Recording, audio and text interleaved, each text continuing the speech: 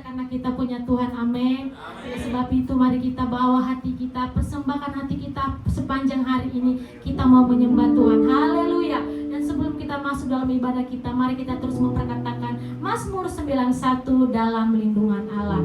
Orang yang duduk dalam lindungan yang maha tinggi dan bermalam dalam naungan yang maha kuasa akan berkata kepada Tuhan, tempat perlindunganku dan kubu pertahananku, Allahku yang kupercayai. Sungguh Dialah yang akan melepaskan engkau dari jerat penangkap burung, dari penyakit sampah yang busuk. Dengan tepatnya Ia akan melindungi engkau, di bawah sayapnya engkau akan berlindung. Kesetiaannya ialah perisai dan pagar tembok. Engkau tak usah takut terhadap kedahsyatan malam, terhadap panah yang terbang di waktu siang, terhadap penyakit sampar yang berjalan di dalam gelap, terhadap penyakit menular yang mengamuk di waktu petang. Walau 1000 orang rebah di sisimu dan 10.000 di sebelah kananmu, tetapi itu tidak akan menimpamu. Engkau hanya menontonnya dengan matamu sendiri dan melihat pembalasan terhadap orang-orang fasik. Sebab Tuhan ialah tempat perlindunganmu, yang maha tinggi telah kau buat tempat perteduhanmu. Malapetaka tidak akan menimpa kamu, dan tulah tidak akan mendekat kepada kemahmu. Sebab malaikat-malaikatnya akan diperintahkannya kepadamu untuk menjaga engkau di segala jalanmu. Mereka akan menantang engkau di atas tangannya, supaya kakimu jangan terantuk kepada batu. Singa dan ular telung akan kau langkahi. Engkau akan menginjak anak singa dan ular naga. Sungguh hatinya melekat kepadaku, maka aku akan meluputkannya. Aku akan membentenginya, sebab ia mengenal namaku. Bila ia berseru kepadaku, aku akan menjawab. Aku akan menyertai dia dalam kesesakan. Aku akan meluputkannya dan memuliakannya. Dengan panjang umur akan kukenyangkan dia, dan akan kuperlihatkan kepadanya keselamatan daripadaku. Haleluya, haleluya. Terima kasih ya Tuhan, terima kasih. Kalau boleh Tuhan terus memelihara kami sepanjang minggu ini ya Tuhan. Kalau boleh kami ada sebagai kami ada semua karena kebaikan-Mu, semua karena anugerah-Mu ya Tuhan. Oleh sebab itu kami datang beribadah di tempat ini. Kami mau menyembah Engkau pada pagi hari ini ya Tuhan. Roh Kudus, Roh Kudus, dari awal hingga pertengahan ibadah kami, Engkau yang bekerja, Engkau yang berdaulat atas ibadah-Mu di tempat ini. Hanya nama-Mu saja yang dimuliakan, hanya nama-Mu saja yang ditinggikan di tempat ini ya Tuhan.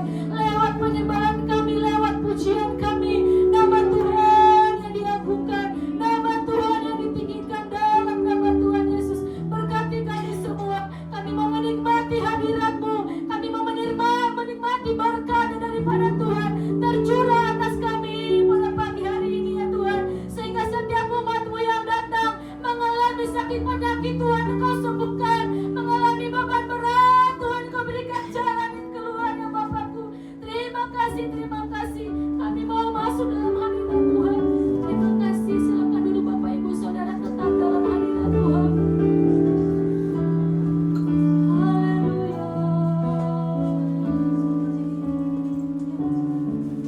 Ku tetap cinta, ku tetap cinta, walau badai datang menerpa, ku tetap cinta. Kami tetap setia ya Tuhan. Ku tetap setia. Amin, amin.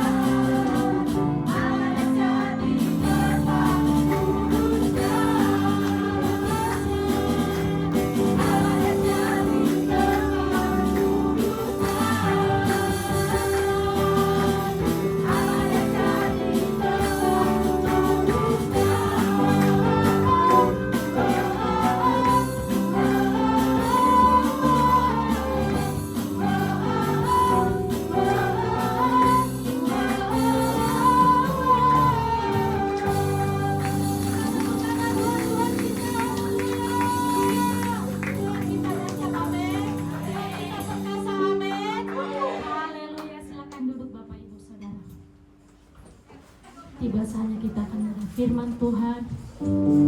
Mari kita persiapkan hati kita, persiapkan pikiran kita, fokus mau mendengar firman Tuhan. Terima kasih ya Tuhan, terima kasih Bapakku yang baik, buat segala perkenanan, buat segala berkat yang terus Engkau limpahkan kepada kami. Pada saat ini kami mau menerima berkat ini, sampaikan hamba-Mu ya Tuhan. Berikan kami seorang telinga murni ya Tuhan Yesus, biar segala firman yang ditabur pada siang hari ini menjadi kekuatan, menjadi kesehatan dalam tubuh kami ya Tuhan, agar kami bisa melewati hari-hari kami sesuai dengan kehendak-Mu ya Tuhan. Dan sebelum kami angkat firman-Mu ya Tuhan, kami memberikan yang terbaik, kami berikan persembahan yang terbaik yang Kau berikan bagi kami ya Tuhan. Berkati setiap umat-umat yang memberi Tuhan, berkati setiap pekerjaan tangan kami, berkati setiap segala usaha kami, apapun yang umat-Mu kerjakan Tuhan, Engkau yang buat berhasil. Dalam nama Tuhan Yesus kami memenuhi dengan sukacita. Haleluya, amin. Yang melayani boleh maju ke depan.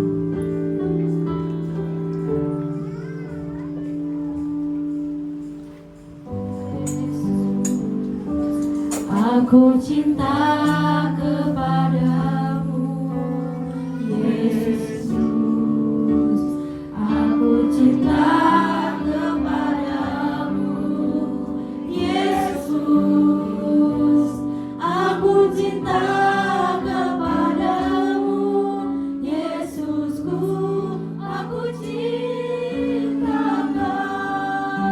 Yesus, Yesus, aku cinta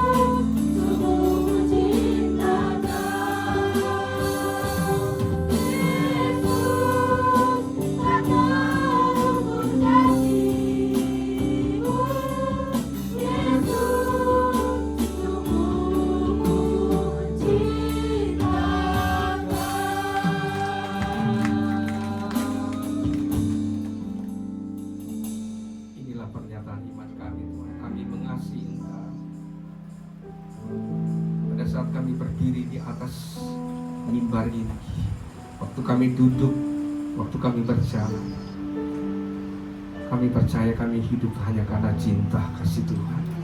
Hanya anugerah kasih Tuhan yang boleh membuat kami tetap berdiri di tengah-tengah pergumulan hidup kami. Terima kasih Tuhan. Kami percaya kasih Tuhan akan bekerja sejauh ketaatan kami kepada perintah dan kehendak-Mu Tuhan. Engkau baik dan sungguh baik. Urapi hamba-Mu. Berikan kami hati seorang hamba, telinga seorang murid, sikap seorang pelayan, karakter seorang sahabat untuk duduk diam. Kami mau mendengarkan akan sabda-Mu Tuhan. Biar kami hamba-Mu yang sampaikan menjadi pendengar dan pelaku yang pertama. Sebelum kami sampaikan, kami enggak berlayar. Kami boleh dipakai Tuhan karena kami taat kepada Roh Kudus. Terima kasih Bapa. Hanya dalam nama Yesus kami berdoa dan bersyukur senantiasa. Haleluya. Sama-sama kita katakan amin. Terima kasih kesempatan saya pada hari ini yang pertama kali kesini. Ya. Saya bersyukur pada Tuhan saya ada di tempat ini. Tema yang diberikan oleh dari Rayon bicara tentang ketaatan. Ya. Waktu saya merenungkan, waktu saya duduk tadi di ruang tamu tadi, ada satu kata-kata yang Tuhan ingatkan sekali lagi dalam untuk pribadi saya. Iman itu bekerja sejauh ketaatan kamu. Dan bilang, iman saya pribadi akan bekerja sejauh ketaatan. Ya, dan Tuhan ingatkan. Ada banyak pergumulan dalam hidup kita, mungkin di antaranya. Tapi tetap katakan hanya ingin aku taat. Aku nggak sanggup menjalani hidup ini. Aku hanya ingin taat. Saya pergumulan lagi penyembahan tadi Tuhan ingatkan. Aku hanya ingin taat. Masalah boleh datang, tantangan boleh datang. Tapi hanya satu kata Tuhan, taat saja. Karena ketaatan kadang-kadang bisa membuka pintu-pintu berkat. Semua masalah-masalah yang sebenarnya kita simpan, taat saja. Saudara, firman Tuhan yang saya ambil di dalam Kisah Rasul 5 ayat 29. Firman Tuhan berkata, tetapi Petrus dan para rasul lainnya menjawab dan berkata, kita harus lebih taat kepada Tuhan daripada manusia. Kita harus lebih taat. Saudara, kadang-kadang dalam pergumulan ini ada satu dilema yang sedang kita hadapi. Sebagai kesaksian, saya cuma ingat waktu saya masih apa? SD. Sekarang masih muda juga. Muda tuh soal respon aja katanya. Kalau kamu masih muda tapi responnya malas, itu orang tua namanya. Tapi kalau kita semangat, umur berapapun, karena Roh Kudus itu memberikan kita semangat. Umur berapapun, ya. Kata-kata spirit itu kan artinya semangat juga. Orang yang punya kuasa roh pasti dia tetap semangat. Makanya waktu dulu saya ingat ini pelayanan dari orang tua saya. Saya cuma ingat kisah singkat. Waktu terjadi masalah dalam hidupnya, dalam pekerjaannya, ya, kisah lama sekali. Tanpa nggak tahu kesalahannya, dia diberhentikan di pekerjaannya. Setelah itu lewat waktu akhirnya terjadi pergantian kekuasaan dari Presiden Soeharto ke masa reformasi. Ada tim advokasi yang dari para tokoh-tokoh reformasi datang ke rumah Papi. Mereka berkata, Bapak seorang pejabat, Bapak dirugikan tanpa Bapak nggak jelas kesalahan. Bapak harus nuntut kepada pemerintah. Apakah jawaban saya? Saya hanya taat kepada perintah Tuhan. Saya sudah mengampuni. Kadang-kadang menghadapi tantangan seperti itu. Dia kata-kata itu yang sampai sekarang itu menjadi inspirasi saya kalau saya ngomong ke anak-anak saya tentang bagaimana kita memilih kehendak Tuhan. Mungkin waktu dibilang mereka dari tim advokasi, ada tokoh-tokoh reformasi yang tidak disebutkan. Bapak bisa nuntut sekian miliar, ratusan miliar, kerugian Bapak sebagai seorang pejabat negara, dirugikan. Tapi Bapak bilang, saya hanya taat kepada Tuhan. Tuhan perintahkan saya mengampuni. Saudara, kata saya ingin katakan di sini, di antara saudara mungkin ada satu pergumulan yang saudara hadapi. Ada kepahitan, ada tantangan yang saudara hadapi. Kadang-kadang setelah lagi di persimpangan jalan, kalau saya tidak mengampuni, mungkin saya jalan terus, mungkin ada keuntungan yang saya dapatkan. Tapi waktu Tuhan berkata, ampuni saja. Secara materi kita nggak dapat apa-apa. Tapi di hadirat Tuhan, engkau menjadi kaya di hadapan Tuhan. Kalau kita berkata bahwa Tuhan, aku nggak sanggup Tuhan. Waktu saya dalam penyembahan tadi, Tuhan hanya ingatkan taat saja. Waktu saya sedang bergumul, saya sedang katakan masalah yang saya hadapi, ada suara Tuhan, taat saja. Jalan terus, nanti aku yang akan mengambil bagian lainnya. Engkau bagianmu, lakukan bagian. Saudara-saudara, waktu para rasul dihadapkan, Petrus yang seorang yang penakut, waktu dia menghadapi tantangan demi tantangan. Dia seorang penakut, tapi waktu dia dijamah oleh Roh Kudus, by the Holy Spirit, dia dirubah dari seorang penakut yang suka menarik diri waktu ada tantangan. Pada waktu Roh Kudus bekerja, dia berkata, silakan kamu pilih, aku taat kepada Tuhan atau taat kepada manusia. Dalam pekerjaan, dalam apapun, seringkali kita dihadapkan di tengah situasi, saya mau korupsi atau kesempatan. Syukur sekarang korupsi lagi dibongkar habis-habis. Saudara, waktu menghadapi seperti itu, jalan tengah, saya hanya taat kepada, saya ingin taat Tuhan. Tapi kalau saya taat, saya kalau jujur gak dapat apa. Ada orang kesini saya yang salah, jangan terlalu jujur Pak Venta, gak dapat apa-apa. Serong-serong sedikit lah. Dikasih contoh, kalau mobil jalan lurus kan tabrakan. Itu kata-kata dunia sering. Ambil sikap, tetap percaya kepada Tuhan. Saudara, kalau mau ingin bertahan di dalam Tuhan, kadang-kadang pasti ada benturan, ada tantangan. Tapi tetap bertahan kepada Tuhan. Seperti Rasul Petrus itu dia berkata. Saudara, kalau saudara sedang menghadapi tantangan seperti mungkin dalam keluarga, saya rasanya nggak cocok dengan hidup suami atau istri saya nggak cocok dengan mertua saya ingin menghindar, nggak mau ketemu. Tapi waktu kita ingin taat, Tuhan berkata, tetap. Dalam beberapa bulan terakhir ini, ada mungkin ada 2 atau 3 bulan, ada 3 pasangan yang saya layani dari 10 tahun lalu, yang 12 tahun lalu. Saya kalau mentoring orang itu terus menerus sedang menikah, dan cuma hanya 2 tahun pertama mereka aman rumah tangga. Setelah itu masuk dalam di tepi jurang, artinya hampir cuma pisah rumah. Tapi tantangan demi tantangan saya bimbing terus sampai pada satu titik, dan saya bersyukur tiba-tiba 3 bulan yang lalu dia telepon saya dan dia berkata, saya ingin membagikan sesuatu. Bagikan apa? Ada seorang ibu muda, udah 12 tahun menikah. Dia berkata, saya sekarang bersuka cita bukan karena saya punya harta kekayaan, tapi Tuhan menyuruh saya ampuni suamimu dan mertua. Dan dia bertemu, dan bersyukur beberapa waktu minggu yang lalu mereka bertemu dengan saya bersama pasangan. Karena apa? Saya ingin tahan. Saya masih sakit, tapi Roh Kudus berkata, ampuni. Ketaatan kepada Tuhan memulihkan akan orang-orang yang sedang konflik. Dan saya bersyukur, dan sekarang dia bersuka cita. Pak Wenta, daging saya lemah, daging saya nggak mau taat, tapi ada Roh Kudus. Dan waktu saya taat, sukacita yang nggak bisa diukur dengan harta kekayaan. Masalah keuangan belum selesai, tapi waktu Roh Kudus bekerja dalam hidup saya ingin taat kepada Tuhan.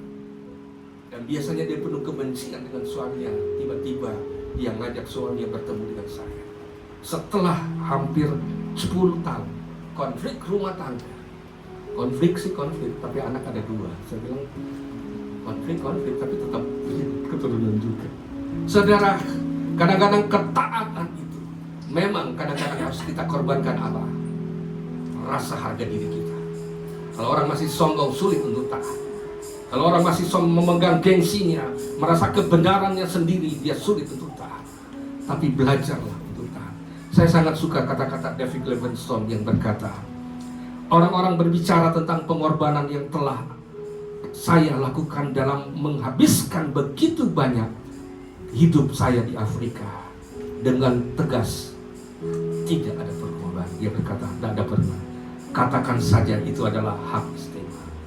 Pelayanan waktu dia sedang berkorban, dia serahkan hidupnya. Orang memuji dia, Pak David, Pastor David, engkau sangat banyak berkorban. Dia berkata, saya tidak berkorban. Justru yang saya lakukan, itu hak saya untuk berkorban. Memberi itu bukan karena saya tidak dipuji, tapi itu memberi waktu hidup saya berikan. Itu hak yang saya berikan kepada Tuhan. Orang yang sudah tahu seperti itu. Berapa hari yang lalu saya ingat saya konseling ada seorang bapak. Dia berkata, dia dalam hidupnya sudah sedang ibaratnya lagi secara semua lagi naik lah. Tapi dia berkata, Tuhan berbicara. Waktu saya sedang merenungkan, Roh Kudus berkata, kalau kamu ingin tahan, jangan masuk dalam masa-masa kenyamanan. Minta Roh Kudus untuk kembali ke masa waktu engkau masih di dalam lembah kekelaman. Orang yang taat akan mampu berkata demikian.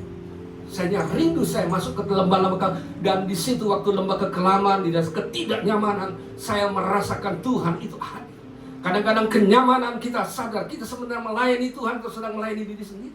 Kadang-kadang fasilitas yang kita dapatkan, kita sedang merasa kita lagi diberkati Tuhan dengan kekuatan sendiri atau kekuatan Tuhan.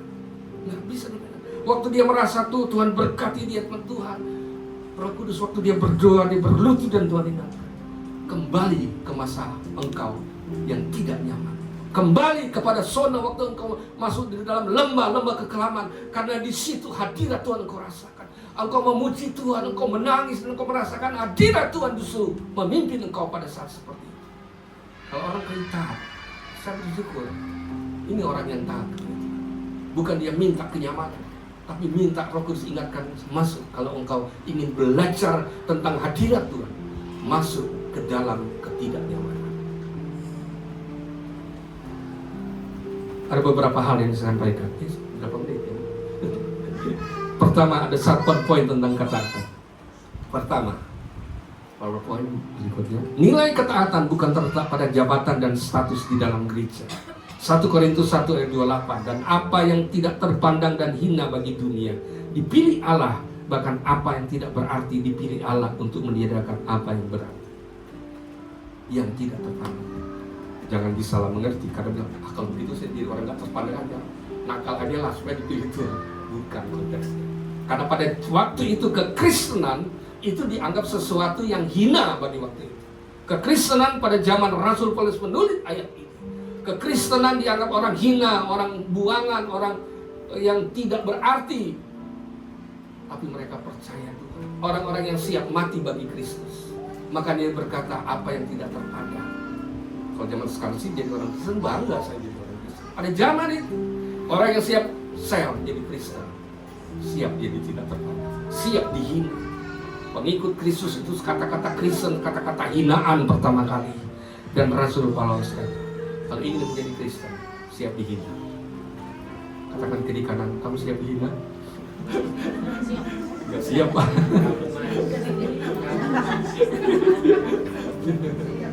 Kristen mendirikan gereja ini apa pada tantangan mungkin, pastilah ada tantangan.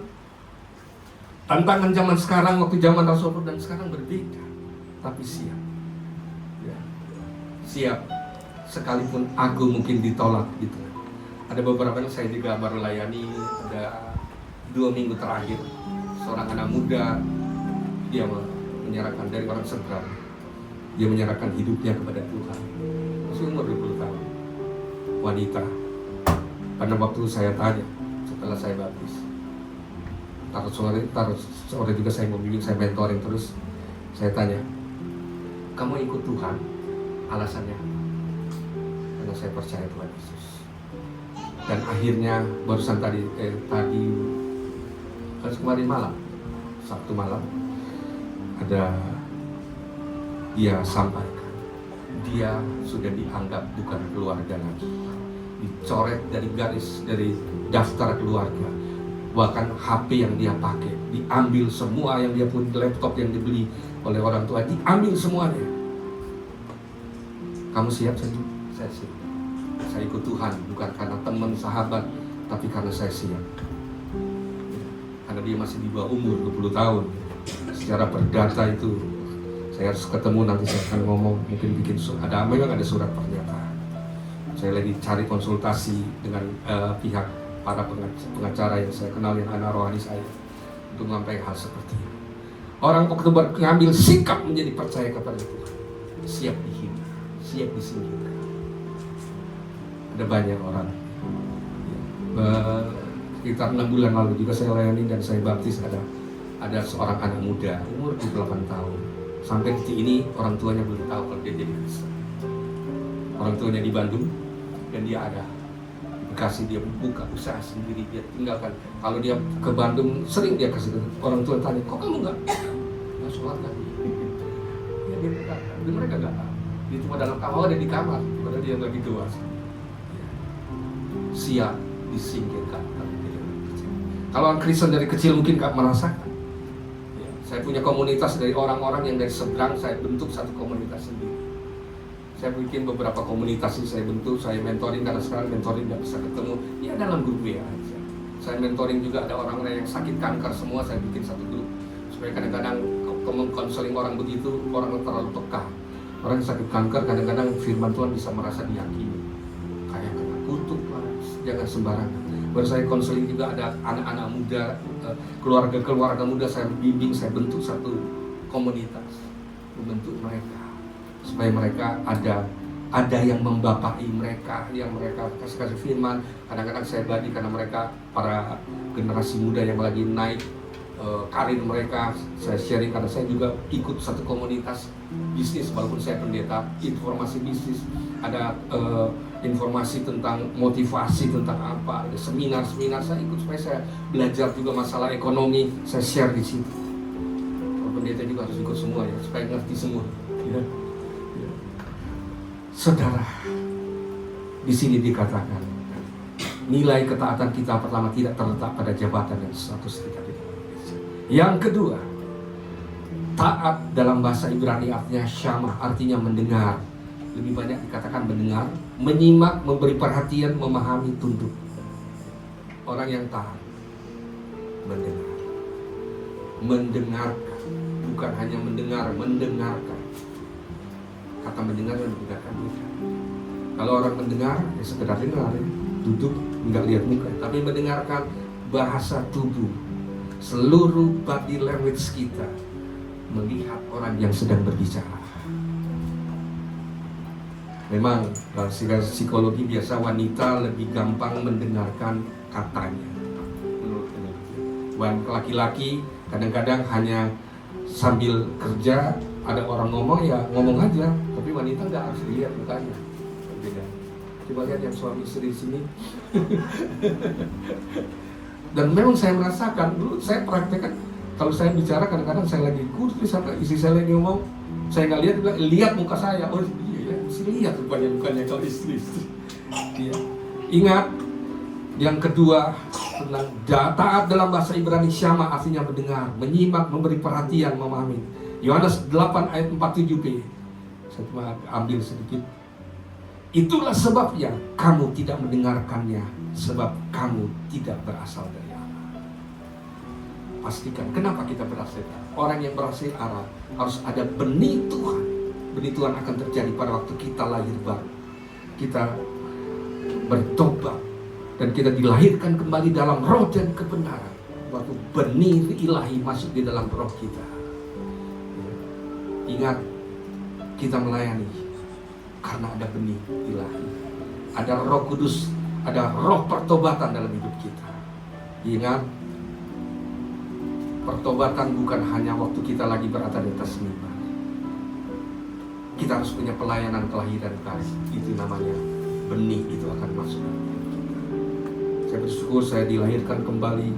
Saya bertobat, terima Yesus sebagai Tuhan dan Juru Selamat pribadi. Waktu berapa itu saya dijamah Tuhan, dan saya ingat pada masih umur 15 tahun saya serahkan hidup saya. Pada tanggal 16 Februari saya ingat. Semua tuh tanggal lahir saya baru 16 Februari, saya baptisan selam tanggal 3 November tahun berapa itu? 73 kali. Kalau yang itu sekitar 15 tahun. Tahun 73. Ya, hitung aja umur saya berapa. 15 tahun. Dan mulai 15 tahun itu saya berapi-api memberitakan itu. Di jalan saya traktor. Karena waktu saya di jamaah, saya dari seorang pemalu yang suka menarik diri dalam pergaulan. Tiba-tiba waktu saya dikasih Roh Kudus mengubah saya. Besok paginya saya ngomong tentang Kristus di jalan, di angkot, di sekolah. Orang bilang, ini Bang, bilang saya, kamu nih, di bukunya saya tulis Yesus adalah Tuhan dan Juru Selamat. Sebuku pelajaran saya tulis. Dan saya katakan kadang-kadang saya hanya salaman, Tuhan Yesus mengasihimu, Tuhan Yesus Juru Selamat di jalan. Saya nggak takut mati, mau ketemu siapapun saya ngomong begitu. Kayak orang bilang seperti orang yang hampir sakit jiwa, tapi ada satu sukacita. Saya sampaikan Tuhan bahwa Tuhan itu adalah Yesus Kristus mengasihi engkau. Karena waktu saya Tuhan jamah, saya hanya mendengar suara taat, sampaikan. Dan sampai detik ini pun saya berapi-api kalau melayani Tuhan. Saya katakan kalau ada orang dari seberang yang ingin biar tengah malam pun saya datang. Tengah malam pun banyak orang yang dijamah Tuhan pada waktu saya datang. Seberapa? Yang ketiga, satu tindakan ketaatan lebih baik daripada 100 khotbah. Ingat, jangan menilai ketaatan waktu saya lagi atas mimbar. Waktu kita lagi semua pelayan mimbar, jangan nilai ketaatan pada waktu kita lagi di atas mimbar. Orang bisa suci dan kudus keluar dari pelayanan. Apa yang kamu lakukan? Ada yang secara ekstrim, satu orang yang sangat ekstrim saya katakan. Berapa tahun lalu saya ada pelayanan dan konseling. Ini sangat dahsyat. Ini saya contoh yang ekstrim. Seorang gadis, dia seorang single, bahkan kadang-kadang jadi bersih lidah. Tapi setelah dia keluar dari gereja, ini hasil konseling saya. Dia melacurkan diri di hotel dengan om-om. Dalam pelayanan mimbar, ibunya seorang pendoa syafaat. Karena ada kepahitan dengan bapaknya sendiri. Pelayanan mimbar tidak jadi standar bahwa kita lebih taat dan lebih suci dan kudus. Makanya Tuhan ingatkan tadi, waktu saya sedang pujian penyembahan tadi, katakan taat saja. Saya mau keluar, ada satu persoalan dan tantangan yang harus saya lakukan. Menekan dan tapi dia bilang taat saja. Taat saja. Yakobus 2 ayat 17 berkata, jika iman itu tidak disertai dengan perbuatan, maka iman itu pada hakikatnya adalah mati. Kita harus lakukan. Waktu kita ngentar, sekali lagi saya katakan, iman kita bertumbuh sejauh ketaatan kita kepada Tuhan. Kayak kita olahraga, iman itu otot sebenarnya. Kalau kita sering olahraga, otot kita bertumbuh jadi kuat. Tapi kalau orang yang diam, coba orang yang sakit, ototnya nggak bertumbuh, lama-lama jadi kurus, ototnya nggak berkembang. Tapi waktu kita sering berlatih, kalau orang yang bodybuilder, dia lama-lama jadi kuat. Latihan tiap hari mengembangkan otot. Iman kita juga harus dilatih. Sejauh ketaatan kita kepada Tuhan, dia akan bertumbuh. Ya, jadi waktu engkau menghadapi masalah, bersyukur karena otot imanmu sedang dilatih oleh Tuhan. Katakan kiri kanan, bersyukur. Yang suami istri bersyukur kalau istri ngomel cerewet, itu lagi ditagih. Bersyukur kalau suami nggak kasih cukup uang belanja, bersyukur lagi otot iman kita. Kok ketawa ibu bersih? Bersyukur. Karena itu lagi latih otot iman kita untuk kita bertumbuh. Ya, yang ketawa mungkin pengalaman ya. Harus bertumbuh supaya kita latih iman kita. Ya. Yang keempat, saya ada satu pernyataan dari Oswald Chambers gitu. Kita dapat membawa Alkitab setiap hari, tapi itu tidak akan berarti sebelum Anda mentaati Tuhan dimulai dari hal-hal kecil. Garis bawahi hal kecil. Ada orang yang pada waktu dia pujian penyembahan hebat, angkat tangan. Ya. Orang bisa pujian penyembahan, tiba-tiba orang bisa menggelepar-gelepar karena jamaah Roh Kudus. Ya. Tapi pada waktu dia di jalan raya bawa mobil, bawa motor tidak pakai helm, apa itu ketaatan? Waktu dibawa mobil melawan arah, apa itu ketaatan? Saudara, saya ingat teman saya hamba Tuhan, dia seorang pembicara, teman cukup dekat, dia jadi seorang host di satu acara solusi, nggak usah sebut namanya, kalau sebut nanti sudah tahu. Banyak host. Dia bilang, Pak Venta waktu dulu pernah habis saya khotbah, karena dia memang mantan pembalap, dia memang mantan foto model, orangnya ganteng. Jadi waktu dia lagi bawa habis khotbah di satu gereja, tiba-tiba dari arah Jakarta dia harus ke Bogor, dan harus ke Bogor dia lihat waktunya ada mepet. Tiba-tiba dia langsung pokoknya dia mempercepat, pokoknya secepat mungkin. Tiba-tiba dia lihat ada mobil di samping dia yang ikut balap juga. Terus sampai keluar pintu tol yang sama di Bogor. Pas dia buka, tiba-tiba dari seberang dibuka akan pemilik mobil yang balapan dengan dia. Dan dia lihat, wah, ibu tadi yang baru habis dia doakan. Untung saya nggak marah, nanti ketahuan kesaksian yang katanya pendeta, tapi pembalap juga. Hampir dia mau marah, tapi bersyukur. Ya. Ada banyak seperti itu. Waktu apa yang kita khotbahkan keluar dari gereja belum tentu kita lakukan, karena kita melakukan yang hanya di atas mimbar. Tuhan ingatkan bukan buat saya. Dan saya ingat juga ada teman saya juga, hamba Tuhan lebih senior dari saya, sekarang udah almarhum. Pada waktu lagi di jalan, dia parkir di satu tempat, kemudian habis itu parkir, yang parkir itu preman, yang biasanya cuma 2-3 ribu, dia minta 10 ribu. Wah, dia udah mau marah kan. Soalnya apa nih? Teman saya pendeta itu mantan Kopassus dan bertobat, dia tinggalkan pelayanan, dan dia jadi seorang pendeta. Mantan Kopassus, dulu saya ingat pokoknya kalau ada KKR besar di Senayan, dia selalu jadi kepala seksi keamanan. Memang cocok dia. Kadang-kadang orang Kopassus dia libatkan KKR besar. Dan bilang, untung ada Pak Venta samping. Tadi saya mau marah tapi nggak enak nih, ada orang lain di samping. Kadang-kadang karena ada orang lain tuh, mungkin kita bisa kelihatan alim, kelihatan tenang karena ada gembala di situ. Ada orang yang dekat dengan kita, nggak enak ketahuan. Tapi saudara, Tuhan tetap tahu apa yang kamu lakukan. Hal-hal yang kecil, kadang-kadang dosa yang kecil. Saudara, kalau saudara buka pintu, ada buka pintu, kemudian di celah ada gelap yang kecil itu. Gelap yang kecil itu biasa tempatnya apa? Ada kecoa, ada semut kadang-kadang. Buka, ada celah yang kecil. Kadang-kadang dosa yang kecil. Tempat kecoa dosa, kecewaan yang kamu simpan, kecewa rasa sakit hati yang kau simpan. Ada kecewa yang kau simpan di sudut itu. Engkau perlu keluarkan. Yang kalau di Alkitab dia katakan yang celah itu bicara kayak seperti itu. Kalau saya analogikan, ada celah di dalam hidup kita.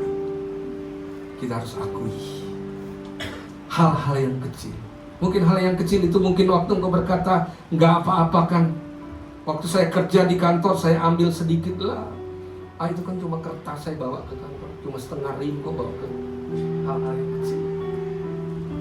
Dari hal-hal kan cuma dusta kecil daripada saya korupsi. Seperti hal yang kecil, tapi Tuhan ingatkan. Kesetiaan orang yang tahu mulai dari hal yang kecil.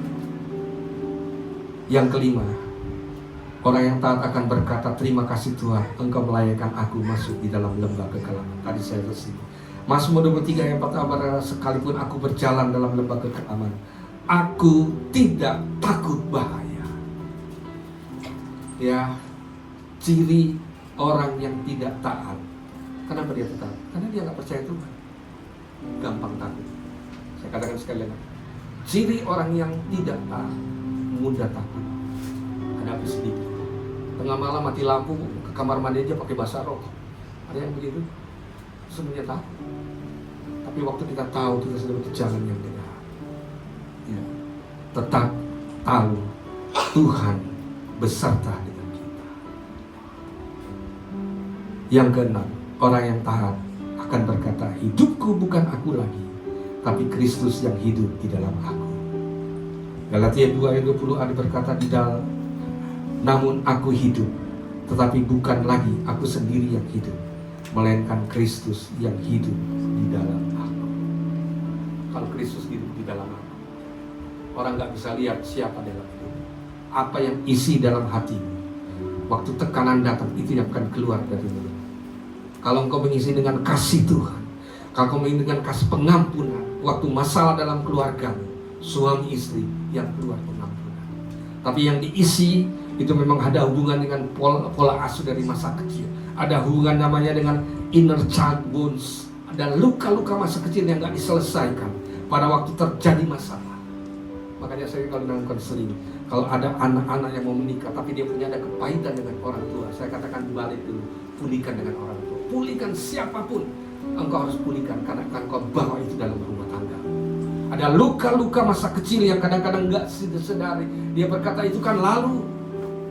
Kadang-kadang dosa yang gak diakui, dia pada waktu dia berkeluarga, dosa itu akan kejar lagi. Ada orang yang sedang saya mentoring itu selalu pokoknya dia bikin dosa yang katakannya dia sudah bertobat tinggalkan, tapi sekarang bikin dosa lagi. Orang yang suka, laki-laki yang suka main perempuan bertobat, tapi pada waktu dia berumah tangga ada konflik, kembali lagi ke dosa itu. Apalagi kalau nggak ada di mentoring, nggak dibimbing. Saudara, Tuhan inginkan kita benar-benar coba cek dalam hatimu. Untuk mengecek seseorang, lihat pada waktu dia ada masalah, ada konflik, akan ketahuan apa yang keluar dari mulut. Apa yang keluar dari mulutmu, itulah engkau. Waktu engkau sedang masalah, yang keluar bersyukur, haleluya, puji Tuhan, atau ke peta kebun binatang. Ada, saya ingat tuh, ini saya kejadian nyata saya lihat sendiri. Ada seorang ibu marah-marah ke anak di sekolah minggu. Sambil marah, anak itu memang sangat aktif ya. Jadi jangan larang kalau ada. Tiba-tiba mamanya marah, keluar kata-kata kebun binatang. Kata kebun binatangnya, dia bilang begini, bodat lu, bodat itu artinya apa sih? Bodat artinya apa sih? Monyet ya? Bukan saya ngomong ya. Apa yang anak itu? Anak zaman sekarang itu, dia anaknya cuma senyum, anak itu pintar gitu. Kalau saya monyet, berarti mamanya monyet, mama juga monyet. Makanya mamanya mau marah antara ketawa dan iya, ingat. Kadang-kadang tanpa sadar. Ingat, kalau kita sering katakan, anak itu jadi dewasa, mungkin dia jadi ibu, dia akan ngomongnya seperti itu. Akan balik seperti itu. Karena apa? Apa yang isi hati kita dalam pikiran kita, itu yang kita baca. Coba cek, lihat mata kiri kanan, isinya apa? Karena jiwa manusia itu ada di matamu. Orang yang pembohong lihat matanya. Kalau kita lagi layani orang, lagi bimbing orang, lihat aja matanya. Orang yang matanya suka nggak bisa fokus, wah pasti penuh dengan kebohongan. Nggak bisa dilihat matanya. Ya, saya dulu pernah pelayanan di satu tempat, dan dia berkata, Pak Venta kalau layan di sini, kalau ada orang yang memandang Pak Venta matanya, hati-hati. Itu dukun. Apa Pak Venta akan lihat? Waktu jangan lihat matanya. Saya bilang enggak. Waktu saya ketemu orangnya, waktu dilihat matanya tajam, saya pandang dia juga. Saya enggak bertunduk. Saya dituduh, dia yang harus tunduk. Walaupun dia serang saya dengan kuasa gelap. Waktu saya sedang berdiri, tiba-tiba saya merasakan seperti angin yang kencang sekali. Padahal banyak orang. Saya bilang ini roh jahat. Saya begini tiba-tiba seperti ada dorongan angin yang sangat kuat. Dorong saya mau seperti roh. Tiba-tiba saya cuma basah. Sekarang mana sekarang hilang. Ada banyak sekali orang. Saya tahu orang itu yang tiba-tiba setelah itu serangan kedua. Apa yang diserang? Tiba-tiba badan saya seperti mau masuk ke tanah. Saya kayak disedot. Itu pengalaman spiritual dengan tiba-tiba saya cuma berbahasa roh. Dan apa yang terjadi? Saya menang. Makanya bahasa roh yang benar ya. Ada bahasa roh latas. Waktu berbahasa roh tiba-tiba orang itu. Dan saya sampaikan beberapa hari kemudian orang yang mencoba saya meninggal tabrakan. Saya cuma katakan balikkan segala kuasa kegelapan kepada orang yang itu meninggal tabrakan. Dan bukan cuma satu orang, 3 orang sekaligus. Nah dulu waktu saya bisnis, saya seorang eksportir vanili, dan itu sebenarnya anak buah saya sendiri. Dia coba saya dengan ketidakjujuran, menyerang saya. Saya bersyukur kalau kita benar-benar ada Tuhan, kuasa kegelapan tidak akan mampu mengalahkan kita. Pengalaman saya dalam pelayanan di pedalaman, saya melihat kalau kita benar-benar di dalam Tuhan, tidak ada satu kuasa pun yang kalau tergantung Roh Kudus ada di dalam hidupmu. Hidupmu dalam kekudusan, itu taat kepada Tuhan atau hanya taat kepada perintah manusia. Belajarlah taat kepada Tuhan. Enggak usah takut dengan persoalan, enggak usah takut dengan kuasa kegelapan, enggak usah takut dengan perdukunan, enggak usah takut tekanan hidupmu sedang datang. Di situ otot imanmu sedang bertumbuh dan Tuhan akan melihat, ingat tetap taat kepada Tuhan. Ketaatan itu, salah satu orang yang taat mampu mengampuni orang yang menyakiti dia. Yang kedua, orang yang taat, apapun yang terjadi dia terus berkata, Tuhan itu baik dan sungguh baik. Dan yang ketiga, orang yang taat tidak pernah akan menyerah dengan keadaan. Jangan pernah menyerah dengan keadaan. Ya, karena Tuhan hadir. Saudara, biarlah firman Tuhan yang singkat ini boleh memberi kita akan pengajaran. Orang-orang yang taat, kalau kita baca di Alkitab, itu orang-orang yang menang. Bukan karena mereka secara materi hebat, tapi mereka punya Tuhan yang hebat.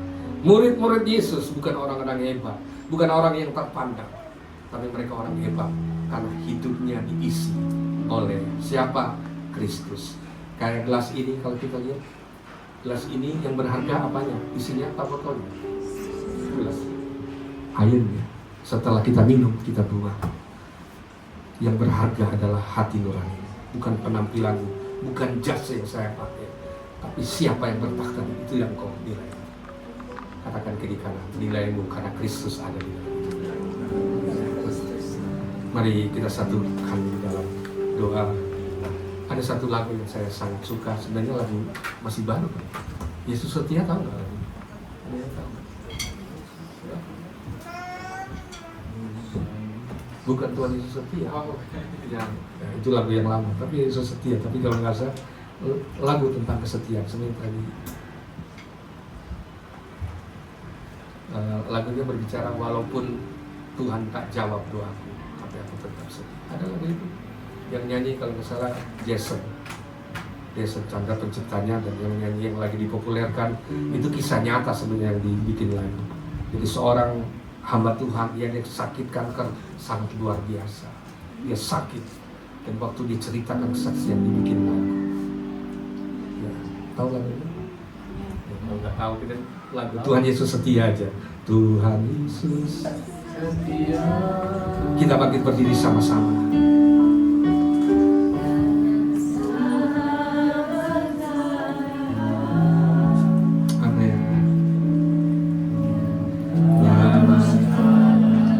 Susahku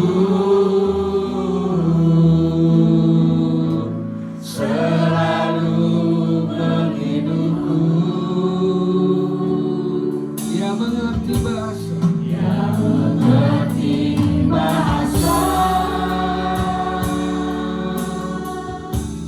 tetesan air mata.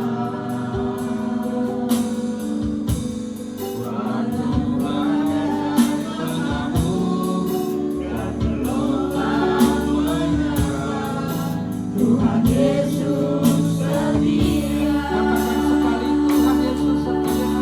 Tuhan Yesus setia. Dia sahabat kita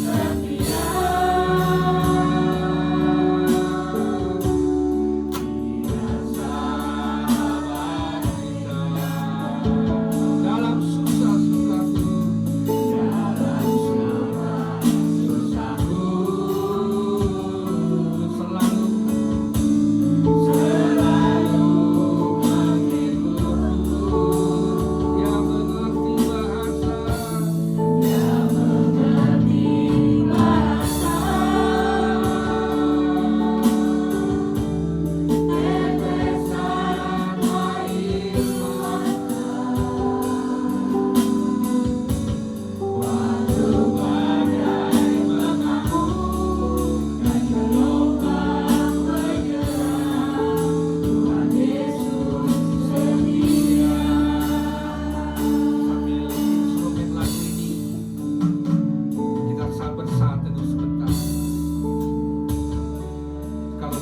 saudara-saudara yang membutuhkan doa, ada pergumulan, ada tantangan, ada sakit penyakit yang saudara hadapi, yang membuat saudara terpuruk, yang membuat saudara hampir menyerah dengan keadaan.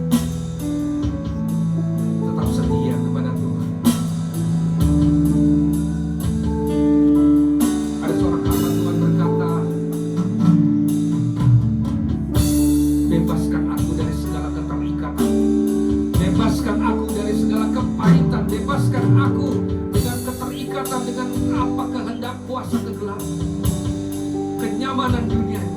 Hanya satu keterikatan yang aku inginkan, keterikatan ikatan dengan kasih Tuhan. Kasih Tuhan yang memulihkan. Kasih Tuhan yang memerdekakan. Taat saja kepada Tuhan. Kalau ini doakan berdiri, angkat tanganmu, biar Roh Kudus yang bekerja. Angkat tanganmu, setiap pribadi, setiap orang yang Tuhan inginkan untuk dipulihkan, angkat tangan.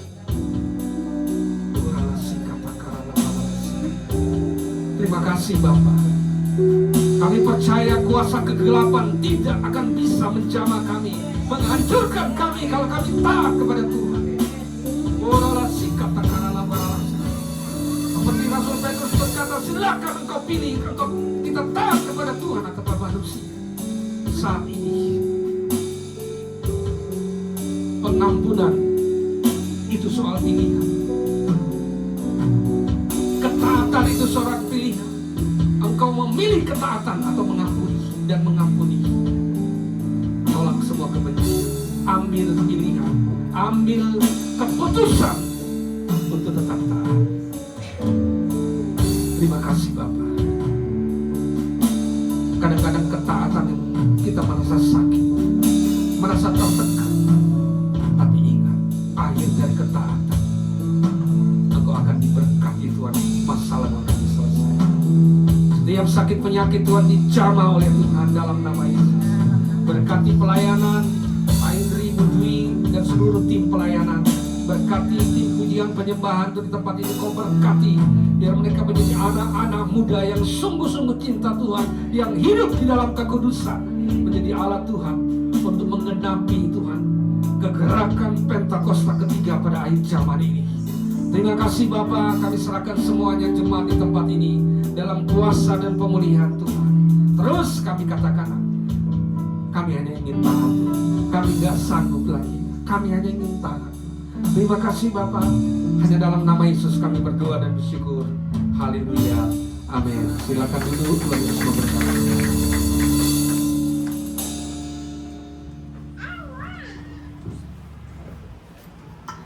Haleluya, yang diberkati lewat firman Tuhan pada siang hari ini, lambaikan tangannya Bapak Ibu Saudara. Haleluya, terima kasih buat hambanya, biar lewat pelayanan hambanya semakin banyak jiwa-jiwa dimenangkan. Haleluya, tiba saja kita mendengarkan pengumuman sepekan lewat multimedia.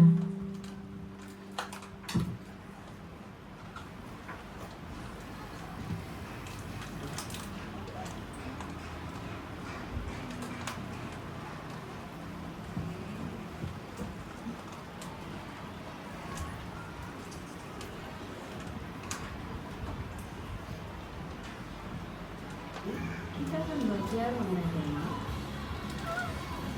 kami segenap jemaat dan pekerja GBI FGC Meklan Cibitung mengucapkan terima kasih atas firman yang telah disampaikan oleh hambanya. Berikut kami akan sampaikan jadwal GBI FGC dalam sepekan. Ibadah raya setiap hari Minggu pukul 10 pagi di tempat ini, disertai dengan ibadah sekolah minggu. Ibadahku setiap hari Jumat di tempat ini, mulai pukul 7.30, mari kita hadiri bersama-sama.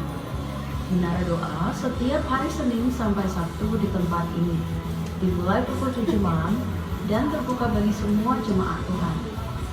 Kami menyambut jemaat Tuhan yang pertama kali beribadah di tempat ini, dan kami mengundang untuk mengikuti ibadah di minggu-minggu selanjutnya. Badminton BB Sport diadakan setiap hari Kamis pukul 8 malam, bertempat di Gor Meklan Cibitung.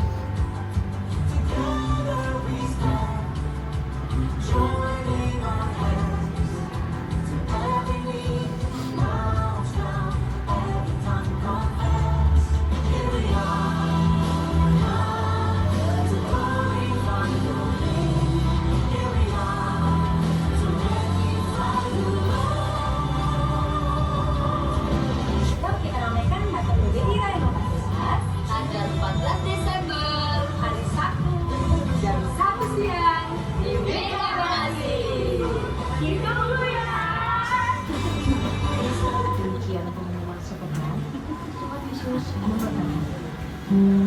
Haleluya. Adakah bagi Bapak Ibu yang baru pertama beribadah di tempat ini cukup melambaikan tangannya saja? Haleluya. Puji Tuhan, kami mengundang untuk datang beribadah di minggu-minggu berikutnya. Haleluya. Mari kita mengakhiri ibadah kita ini. Mari kita sama-sama bangkit berdiri Bapak Ibu Saudara. Kami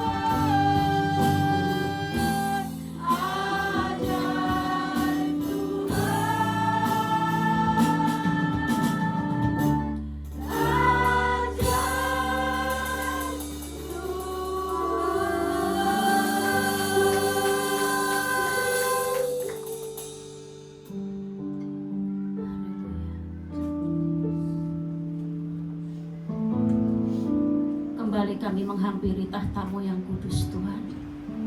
Kalau pagi hari ini kami sudah memuji mulakan nama-Mu. Terima kasih Tuhan buat kebaikan-Mu. Terima kasih Tuhan, terima kasih. Kami bersyukur bahwasanya Engkau sungguh baik, amat baik, sangat baik atas setiap kami Bapa. Terima kasih Tuhan Yesus buat pagi yang indah ini Tuhan. Kami boleh mendengar akan suara-Mu ya Bapa. Kami boleh bernyanyi memuji muliakan nama-Mu Bapa. Terima kasih Tuhan Yesus, terima kasih. Kami mengucap syukur kalau pagi hari ini Tuhan kami sudah diberkati oleh kebenaran firman-Mu. Melalui hamba-Mu Bapak Venta ya Tuhan yang sudah menjadi berkat bagi kami. Sudah menyampaikan isi hati-Mu bagi setiap kami ya Bapa. Kami mengucap syukur kepada-Mu Tuhan. Kau ajarkan kami tentang ketaatan ya Bapa. Kami mau belajar taat di dalam kebenaran firman-Mu. Kami mau belajar lebih taat lagi Tuhan apa yang Tuhan mau atas hidup kami. Ajari kami terus Tuhan di dalam kami ketaatan kepada Engkau ya Bapa. Terima kasih Tuhan Yesus, terima kasih Bapa buat firman-Mu. Mentarakan firman-Mu dalam setiap hati kami umat-Mu.